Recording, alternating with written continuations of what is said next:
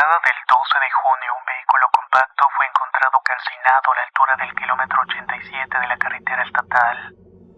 Aunque las placas coinciden con la de Sofía González, una joven de 26 años reportada como desaparecida, no se hallaron restos humanos en el interior. La falta de un cuerpo ha levantado sospechas entre las autoridades, que ahora investigan si se trata de un accidente, un montaje o algo más siniestro. Fue lo que pude leer en una escueta nota de internet sobre la desaparición de la joven que estábamos buscando, lo cual me hizo reflexionar un poco sobre mí mismo. Desde el primer momento en que vi aquel auto calcinado, algo no cuadraba. El escenario estaba demasiado limpio, demasiado perfecto para ser un accidente real. Las llamas habían consumido todo excepto los detalles clave: la disposición exacta de los restos del vehículo, la ausencia de un cuerpo y siquiera rastros de huesos. Y esa maldita coincidencia de que nadie vio nada en una carretera por la que siempre pasan transportes. Me llamo Bismarck Medina. Pertenezco a una agencia gubernamental de investigación y aunque no puedo dar muchos detalles de mi trabajo, ni de los casos en los cuales intervengo, este caso me marcó desde un inicio. Sofía González, 26 años, estudiante de arquitectura, hija única de una familia sencilla y trabajadora. Había salido de su casa una tarde cualquiera y jamás volvió. Lo único que quedó fue el auto calcinado y la incertidumbre. La familia estaba destrozada. Su madre era una mujer frágil y con un alma rota, que pasaba los días llorando frente a la foto de Sofía. Repetía que su niña no podía estar muerta y que alguien la había tomado. Su padre, aunque trataba de mantener la compostura, se hundía cada vez más en el silencio. Las preguntas que nunca pude responder los consumían. Si no había cuerpo, ¿qué pasó realmente? Yo lo sabía. Desde el primer momento supe que Sofía no estaba muerta. Todo en esta escena gritaba que alguien había querido borrar su rastro, como si hubiera planeado desaparecerla del mundo. La pregunta era por qué y de qué estaba escapando. Cuanto más investigaba, más me encontraba con vacíos, con piezas que no encajaban. Sofía no tenía enemigos, o al menos no alguien que pudiera señalar, pero había algo en su historial, algo que me hacía regresar una y otra vez. Su exnovio, Diego Rodríguez, un tipo con una sonrisa encantadora y una mirada fría, como si pudiera esconder secretos debajo de esa fachada perfecta. Cada vez que pensaba en Sofía la imaginaba sola en algún lugar, tal vez arrepentida, tal vez aterrada. No podía explicar por qué, pero sentía que encontrarla no solamente era cuestión de resolver un caso. Era una carrera contra algo que no entendía del todo. 3 meses habían pasado desde la desaparición de Sofía González, y el caso se había enfriado por completo. Mi trabajo me llevó a la frontera investigando otro asunto que parecía no tener relación. Una red de trata de personas que operaban en bares y cantinas de mala muerte. Las ciudades fronterizas tienen esa extraña capacidad de tragarse a la gente, entre el polvo, los neones y el bullicio. Muchos se convierten en sombras que nadie vuelve a ver.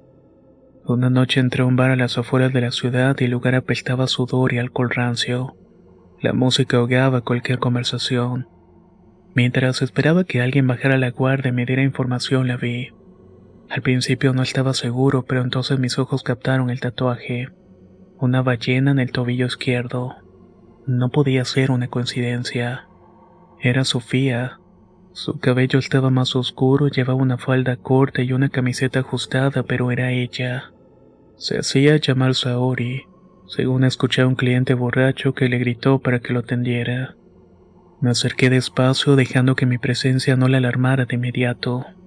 Sofía, le dije en voz baja lo suficientemente cerca para que me escuchara.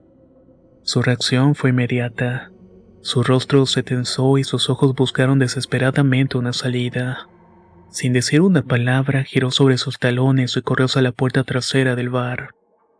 Apenas tuve tiempo de seguirla, pero cuando salí ella ya había desaparecido entre la maraña de callejones oscuros. En su apuro dejó caer una pequeña cartera. Al recogerla la revisé rápidamente. Papeles arrugados, recibos de restaurantes y tiendas de conveniencia. Todo indicaba que llevaba por lo menos un mes en la ciudad. ¿Qué estaba haciendo aquí? de que él estaba huyendo. Ese tatuaje fue lo que me confirmó mis sospechas. No era un accidente ni tampoco un error. Sofía estaba viva. Pero mientras la buscaba, la sensación de que esto iba más allá de una simple desaparición seguía creciendo en mi interior. Había algo oscuro siguiéndola y aunque no lo entendía todavía, sabía que ese era el verdadero enemigo. La conversación con mis superiores no fue lo que esperaba. Le dije que estaba seguro de haber encontrado a Sofía y que necesitaba quedarme en la zona para seguir investigando. Pero me cortaron en seco. Según ellos, mi obligación era volver para hacer algunos trámites pendientes. El caso está archivado, Medina. No podemos justificar más recursos en algo sin evidencia contundente. Volví a la ciudad enfadado, pero sabía que tenía que hacer algo. La imagen de Sofía huyendo esa noche no dejaba de rondarme la cabeza. Decidí revisar cada detalle, cada entrevista que había hecho en los primeros días de su desaparición.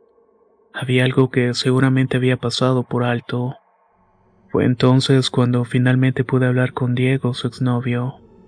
Durante la investigación inicial él había estado fuera de la ciudad y hasta ahora nunca había respondido a mis llamadas.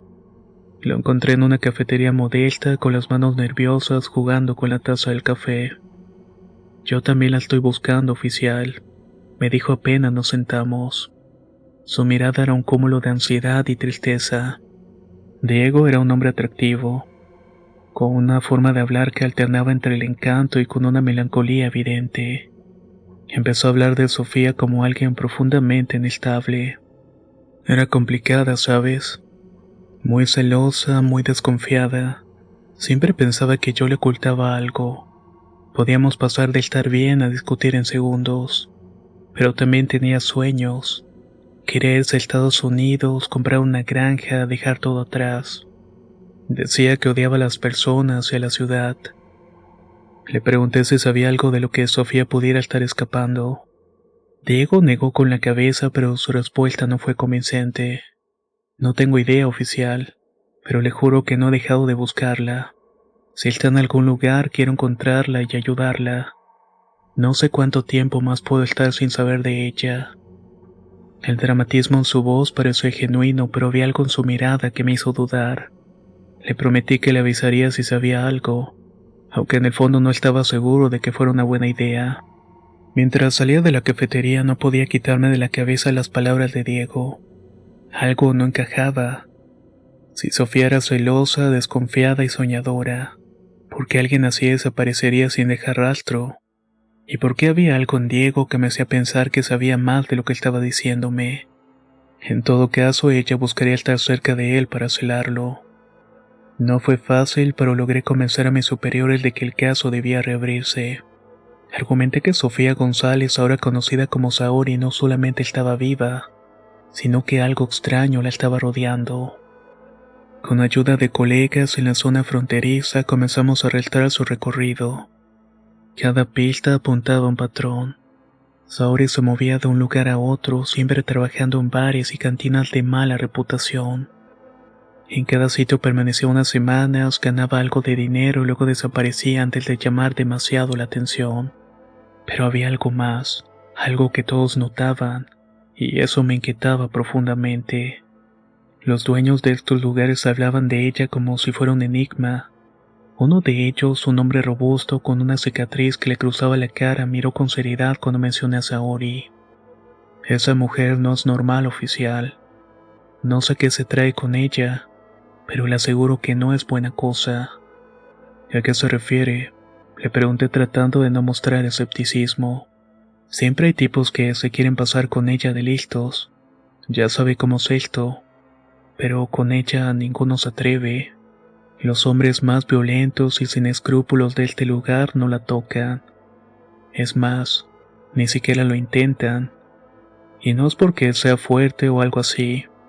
Es como si algo los estuviera deteniendo. Le pedí que fuera más claro, pero el hombre bajó la voz y se inclinó hacia mí. Mire, no quiero parecer loco, pero esa mujer juega con la magia negra. Lo sé porque he visto cosas en este negocio, pero lo de ella no es tan natural. Este comentario me puso en alerta. No era la primera vez que escuchaba que Sofía o Saori parecía protegida por algo, pero lo que más me inquietaba era cómo todos hablaban de esta protección con un respeto casi supersticioso. Una mujer que trabajaba como camarera en el mismo bar me confirmó algo similar. Siempre había problemas con otras chicas, pero con ella no. Los clientes la miraban y la seguían, pero era como si un muro invisible los detuviera. Nunca supe cómo lo hacía, pero daba miedo, ¿sabe? Mientras reconstruíamos sus movimientos, quedaba claro que Saori no era una fugitiva cualquiera. Había algo oscuro, algo que desafiaba toda lógica en el camino que iba dejando atrás. Y aunque no podía explicarlo, sabía que esa misma fuerza que la protegía también estaba relacionada con su deseo de desaparecer. La pregunta era quién o qué la cuidaba y por qué. No soy alguien que se asusta tan fácilmente. He pasado años enfrentándome a situaciones complicadas, gente peligrosa, lugares oscuros. Pero esa noche en el hotel, esa noche fue diferente. Había sido un día largo de esos que te agotan tanto física como mentalmente. Me tiré en la cama con la intención de descansar, aunque mi mente no dejaba de dar vueltas. Las palabras de la gente que había conocido en esa zona, los comentarios sobre Saori y esa cosa que la protegía, me tenían de alguna manera inquieto. Intentaba convencerme de que eran supersticiones, exageraciones, pero algo en el tono de esas voces me hacían dudar. Estaba a punto de quedarme dormido cuando lo escuché. Era un goteo constante en el baño. Al principio pensé que era una cosa de las instalaciones viejas, nada raro en un hotel de mala muerte como ese. Pero el sonido cambió y se hizo irregular, como si alguien estuviera jugando con la llave.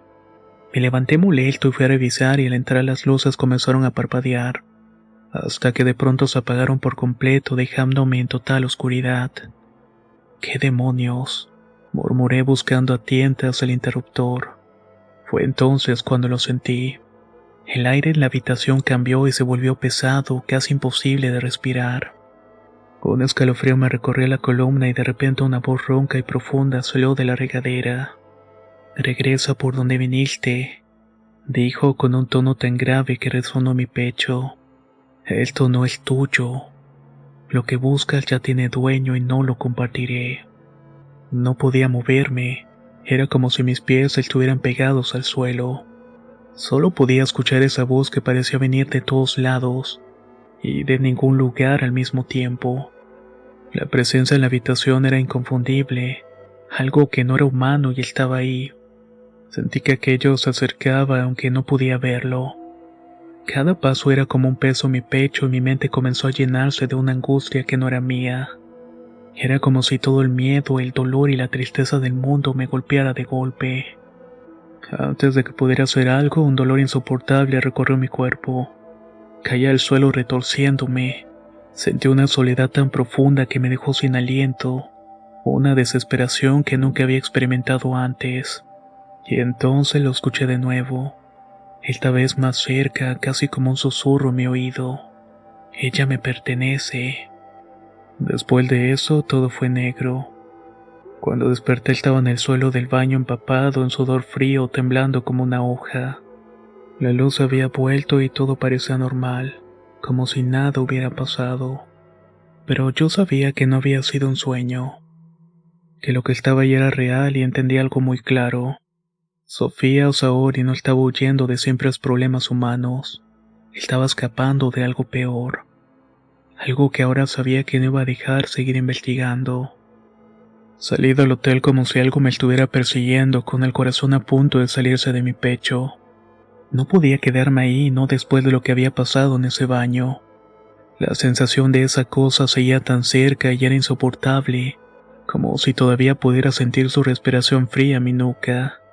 La calle estaba vacía y no había un alma a la vista. No era tan tarde, pero el lugar parecía un pueblo fantasma. Caminé rápidamente hacia la plaza pública pensando que ahí encontraría gente, algo que me devolvería el sentido de la normalidad.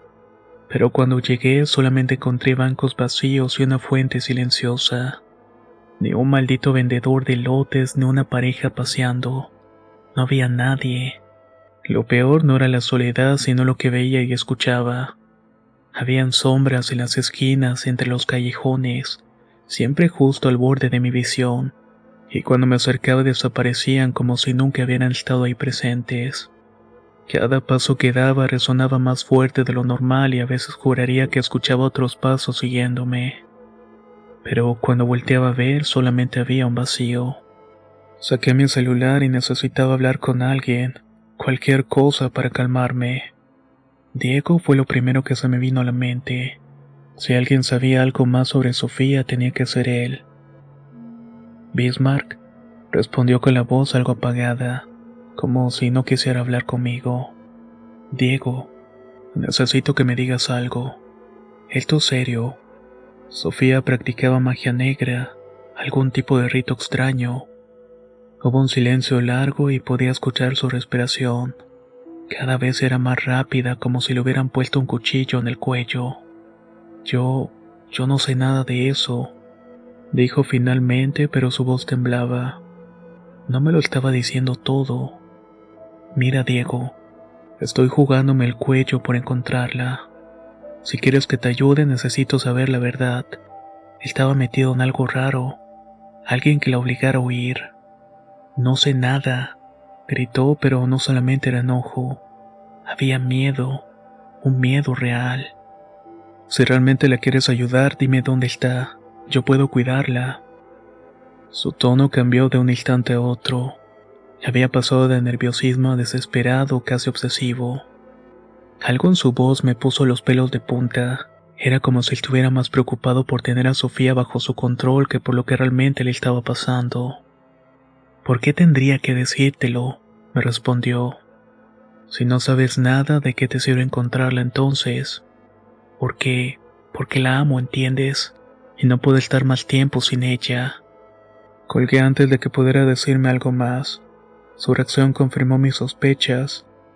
Diego sabía mucho más de lo que me estaba diciendo y ese amor del que hablaba no era normal. Era enfermizo. Sofía no solamente estaba huyendo de algo sobrenatural, estaba huyendo de él. Me quedé parado en medio de la plaza con el teléfono en la mano tratando de procesar todo. El silencio era tan denso que casi podía escucharlo. Y entonces sentí algo detrás de mí. Un movimiento, un susurro. Volteé de golpe y nadie. Pero las sombras en las esquinas seguían ahí mirándome y esperando. Mi celular vibró en el bolsillo sacando mis pensamientos. Lo revisé de inmediato y había un mensaje de un número privado. Estás en Tijuana y ella también. El mensaje era breve pero directo. Una sacudida de adrenalina recorrió mi cuerpo. Solo alguien que ya estuviera siguiendo a Sofía podía haber enviado eso. Solo alguien como Diego. Sabía que no tenía tiempo que perder. Llamé a unos contactos en la ciudad, colegas y conocidos que me debían favores, o que simplemente estaban dispuestos a ayudarme. Con un par de llamadas y algo de dinero obtuve una pista. Un bar en una colonia popular donde había empezado a trabajar una nueva mesera que coincidía con la descripción de Saori. Cuando llegué no tuve que preguntar mucho. El lugar estaba medio lleno, era un sitio oscuro y maloliente con mesas de madera astillada y música que retumbaba más allá de lo soportable. Pero lo que me llamó la atención no fue el ambiente, sino las personas. Los hombres que custodiaban la entrada me miraban fijamente como si supieran que iban por ella. Sus ojos estaban vacíos, sin rastro de emoción, pero había algo en su postura, algo en su forma en la cual se movían, como si fueran títeres de un titiritero invisible. Intenté entrar, pero uno de los hombres me bloqueó con un movimiento brusco. No puedes pasar, gruñó con su voz seca, casi mecánica. Estoy buscando a alguien, no quiero problemas. No puedes pasar, repitió como un disco rayado. Intenté razonar con ellos e incluso me ofrecí a pagarles una ronda, pero no se movieron ni un centímetro. Era como si estuvieran programados para detenerme. Fue entonces cuando grité desesperado, sin pensar. Diego, Diego viene por ti, Sofía. Sabe dónde estás. El efecto fue inmediato. Las cabezas de los hombres giraron hacia mí al mismo tiempo, como si una orden les hubiera atravesado los nervios. Y desde el fondo del bar la vi. Sofía. Llevaba una peluca negra que caía sobre sus hombros y un uniforme ajustado de mesera, pero era ella. Sus ojos llenos de terror y cansancio se clavaron en los míos. Por un momento pensé que iba a escapar como siempre lo había hecho, pero no. Se arrancó la peluca de un tirón, dejando al descubierto su cabello castaño atado en un moño desordenado. Comenzó a caminar hacia mí con decisión. Cuando llegó a la entrada me tomó del brazo con fuerza, casi arrastrándome. No hay tiempo, dijo con la voz ronca como si llevara días sin hablar. Ven conmigo. Sin mirar atrás salimos del bar dejando a los hombres inmóviles como si alguien les hubiera cortado los hilos. Sofía me llevó por las calles estrechas y mal iluminadas hasta un edificio desvencijado en las afueras de la colonia. Entramos por una puerta trasera que crujió como si no hubiera sido abierta en años. Subimos por una escalera metálica hasta un cuarto pequeño sombrío. Cuando cerró la puerta detrás de nosotros pude ver cómo sus manos estaban temblando, aunque trataba de disimularlo. Se dejó caer en una silla junto a la única ventana, apartando las cortinas lo suficiente para mirar hacia la calle. No me sigas viendo así, Bismarck, dijo sin mirarme directamente. Sé que parezco una loca, pero ahora entenderás. Me quedé de pie esperando y también sorprendido de que ella supiera mi nombre. Algo en su tono me puso en alerta. Había estado persiguiéndola durante meses, pero esta era la primera vez que la veía dispuesta a hablar. Diego no es quien tú crees, comenzó frotándose las manos con fuerza como si quisiera arrancarse la piel. Al principio todo parecía normal, era atento e encantador, pero no había nada que me hiciera dudar de él. Pero luego cuando la relación se volvió más seria mostró su verdadero rostro. Guardó silencio por un momento como si las palabras le costaran salir. Era celoso. No celoso. Obsesivo. Me seguía a todas partes, revisaba mi teléfono, me interrogaba sobre cada persona con la cual hablaba. No le importaba si eran amigos, compañeros de trabajo e incluso mi propia familia. Los amenazaba y les decía que si se acercaban a mí los iba a destruir. El aire en la habitación parecía volverse más denso mientras él estaba hablando. Lo peor llegó cuando empezó a hablarme de sus creencias. Diego estaba metido en cosas raras, esotéricas. Me decía que la única forma de mantenernos unidos era a través de un pacto, algo que nos protegiera del mundo exterior. Yo era joven, ingenua y estaba enamorada. Quería creerle. ¿Qué clase de pacto? Pregunté, aunque ya temía la respuesta. Sofía bajó la mirada como si estuviera confesando un crimen. Un demonio, un protector, lo llamó Diego.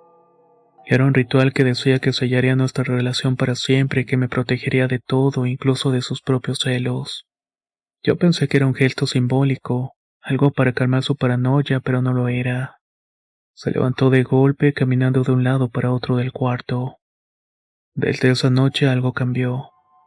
Comencé a sentir una presencia, una sombra alargada con ojos verdes brillantes que siempre estaba cerca de mí.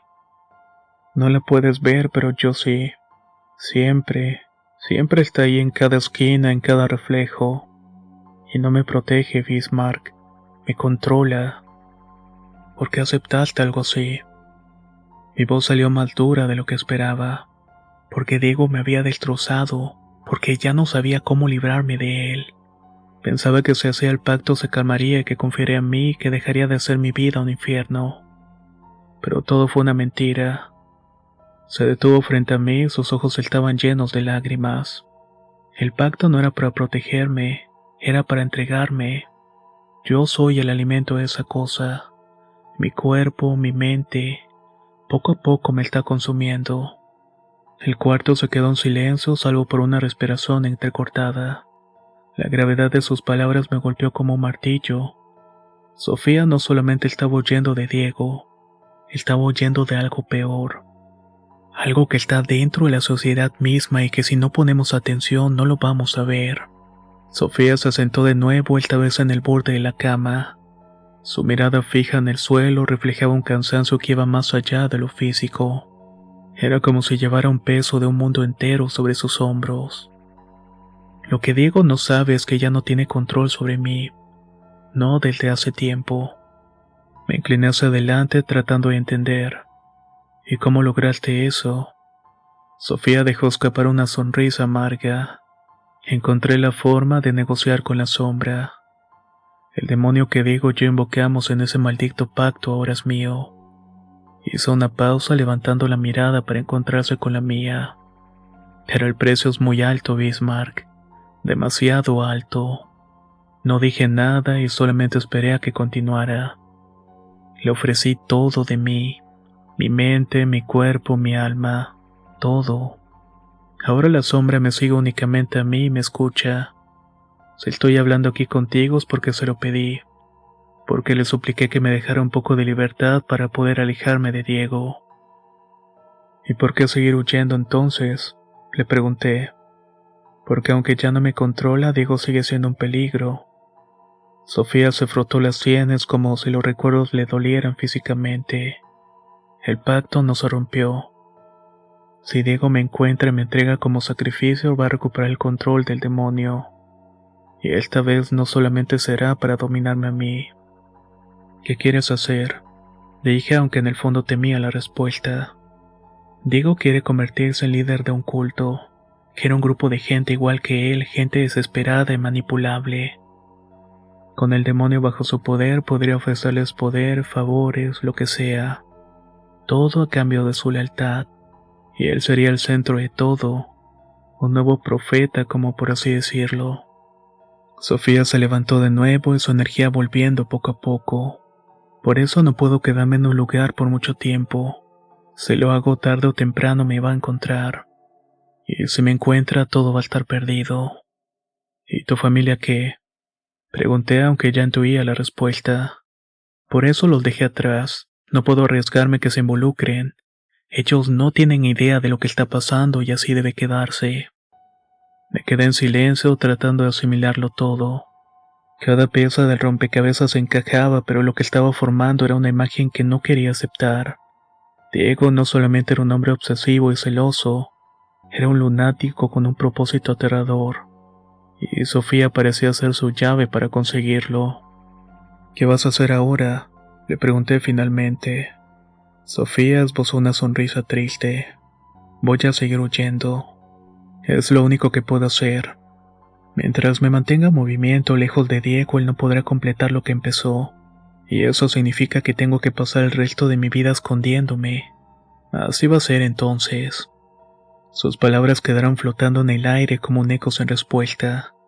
Afuera la ciudad parecía dormida, pero yo sabía que el peligro estaba más cerca de lo que podíamos ver. Esa noche cambió todo.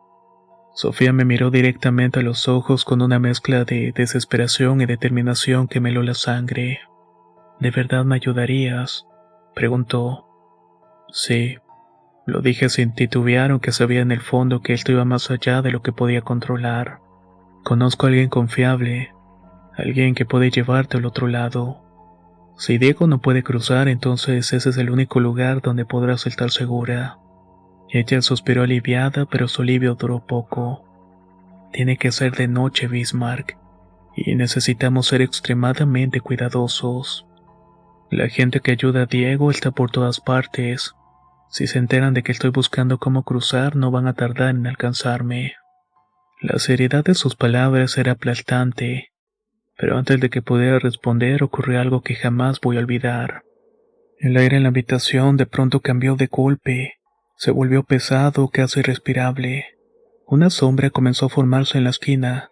Era más oscura y se alargó hasta ocupar la mitad de la pared. Habían unos ojos verdes brillantes como faroles que se abrieron en medio de esa oscuridad. ¿Qué diablos es eso?, pregunté, aunque sabía perfectamente qué era. No te muevas, gritó Sofía, pero era demasiado tarde. Sentí como algo invisible me agarraba por los hombros y me levantaba del suelo como si fuera un muñeco de trapo. No podía moverme y apenas podía respirar. La presión era insoportable, como si mi cuerpo estuviera a punto de romperse en 1000 pedazos. La sombra se acercó y con una voz ronca, gutural, empezó a resonar en mi cabeza, aunque no entendía lo que me estaba diciendo. Intenté luchar, pero era inútil. Cada vez que intentaba moverme sentía un dolor tan intenso que me hacía gritar. Basta. Sofía se lanzó hacia un estante buscando algo frenéticamente. Cuando se giró vi que estaba sosteniendo un cuchillo. No, Sofía.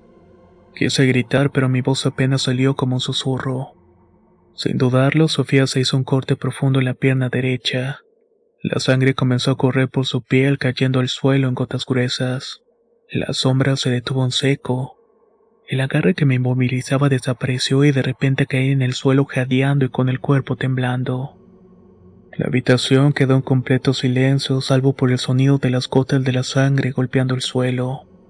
La sombra, que hasta ese momento parecía imparable, retrocedió lentamente hacia la esquina, como si fuera una especie de animal que había sido reprendido. Sofía cayó de rodillas y su rostro estaba pálido por la pérdida de sangre, pero su expresión era tranquila. Él no soporta ver que mi sangre se desperdicie. Es demasiado valiosa para él y lo sabe. Su voz era suave, casi como un susurro. Me arrastré hacia ella, todavía temblando. Sofía, no puedes seguir haciendo esto. No tengo otra opción, Bismarck. Si no lo controlo, él te habría matado. Su mirada se clavó en la mía y por primera vez entendí completamente el infierno en el cual estaba viviendo. Esa noche, mientras trataba de mantener el sangrado de su pierna, me prometí a mí mismo que no la dejaría sola. No importaba lo que ocurriera, la iba a ayudar a cruzar la frontera y a encontrar algo de paz. Pero debía apresurarme, pues Diego seguramente estaba en camino. Al día siguiente el aire estaba cargado de una tensión. Sofía y yo habíamos salido al amanecer dejando atrás la ciudad con una mezcla de miedo y nerviosismo. Nuestro destino era Nogales, Sonora. Un viejo conocido mío, Arturo, había accedido a ayudarle a cruzar. Arturo no era el tipo de persona en la que confiabas fácilmente, pero sabía moverse entre las sombras, y eso era justamente lo que necesitábamos. El camino fue largo y silencioso. Sofía miraba por la ventana perdida en sus pensamientos. De vez en cuando pasaba sus dedos por la fotografía que llevaba consigo, aquella en la que aparecía como Saori, una versión de sí misma que ya no existía, o que quizás nunca lo había hecho. ¿Estás segura de esto?, le pregunté cuando nos detuvimos para cargar gasolina. Es un mal menor, Bismarck. Prefiero enfrentarme al desierto que a él. La firmeza en su voz no dejó espacio para más preguntas. Cuando finalmente llegamos a Nogales, Arturo ya nos estaba esperando en un pequeño taller mecánico que usaba como fachada. Su aspecto era tan áspero como siempre. Barba descuidada, mirada de pocos amigos, y una cicatriz en la ceja izquierda que decía mucho de su estilo de vida. ¿Es ella?, preguntó lanzándome una mirada inquisitiva. Asentí y Arturo no hizo más preguntas. Nos llevó a la parte trasera del taller donde un hombre que no dijo su nombre pero que claramente era el pollero estaba esperando con una mochila cargada de suministros.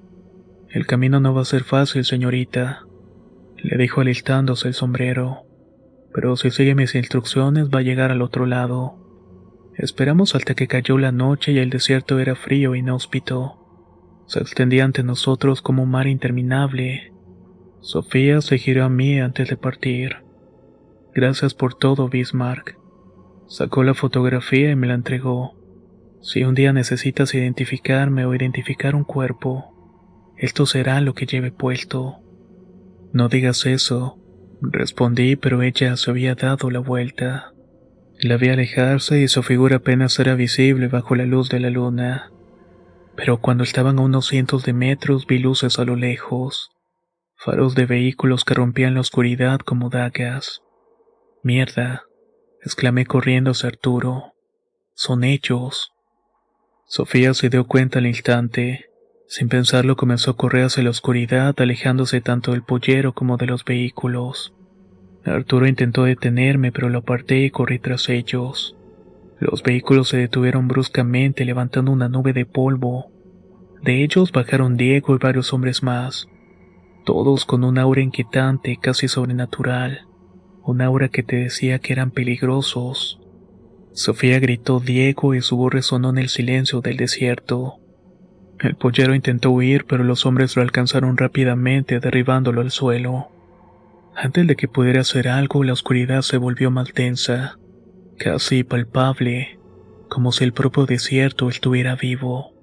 No podía ver nada y solo escuchaba los gritos del pollero, los murmullos en un idioma que no entendía. Sentí un escalofrío recorrerme la espalda. Estaba ahí, la sombra que perseguía a Sofía. El demonio se había manifestado una vez más. Todo sucedió demasiado rápido, y al mismo tiempo parecía como si el tiempo se hubiera detenido en el desierto. Los gritos y los ruidos infernales que salían de la nube de polvo me tenían paralizado. Era como si el aire estuviera cargado de una energía que no debería existir en este mundo. Intenté avanzar, pero mis piernas no respondieron. Las nubes parecían moverse por sí solas. Era una cortina espesa que devoraba la luz y me impedía ver lo que realmente estaba pasando. Entonces, desde esa penumbra, el pollero emergió corriendo como si hubiera visto al mismo diablo. Su rostro era una máscara de terror, y cuando llegó junto a Arturo apenas podía hablar. No sé qué es eso, no sé qué es eso, gritaba mientras se aferraba a su mochila como si fuera su único escudo contra lo que había visto. Arturo, quien hasta ese momento había mantenido una fachada de dureza, miraba incrédulo hacia aquella nube. Por un instante pensé que iba a soltar algún comentario sarcástico, pero no. Estaba tan atónito como yo. Y entonces lo vi. Bueno, los vi. De la nube comenzaron a salir los compañeros de Diego, pero algo estaba profundamente mal con ellos.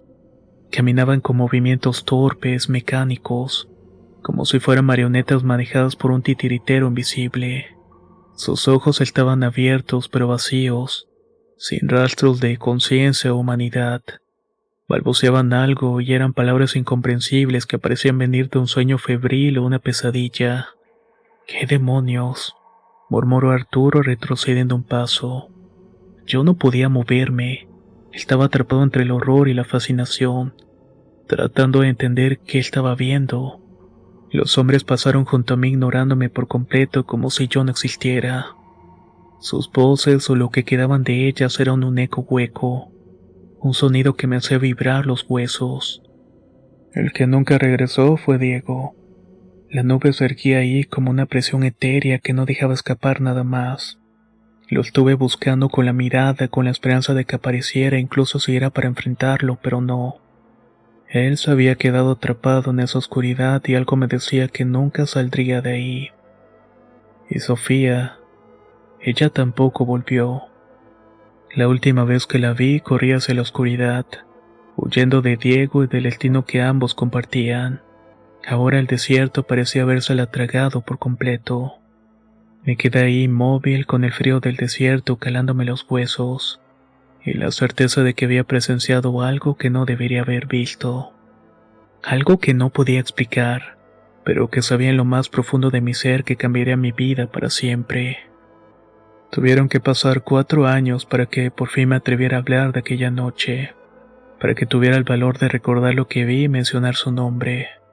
Todo fue gracias a una llamada de Arturo, que me decía que había algo que podía interesarme. Habían encontrado el cuerpo de una mujer en las calles a la cual llamaban Saori. No tenía marcas de violencia o tampoco de haber sido abusada en alguna manera. Estaba recostada en la calle, como si se hubiera quedado dormida y ya no hubiera despertado. Entre sus pertenencias solamente cargaba con recibos de tiendas de conveniencia y 200 pesos en monedas de 10. Cuando me mandó la fotografía supe que era ella. De alguna manera encontró la forma de volver y terminar como lo predijo. De Diego hasta la fecha no sé nada. Su familia lo sigue buscando, pero parecerá como si se hubiera sumado de la faz de la tierra. Aunque creo que solo 3 personas sabemos qué fue lo que le sucedió realmente.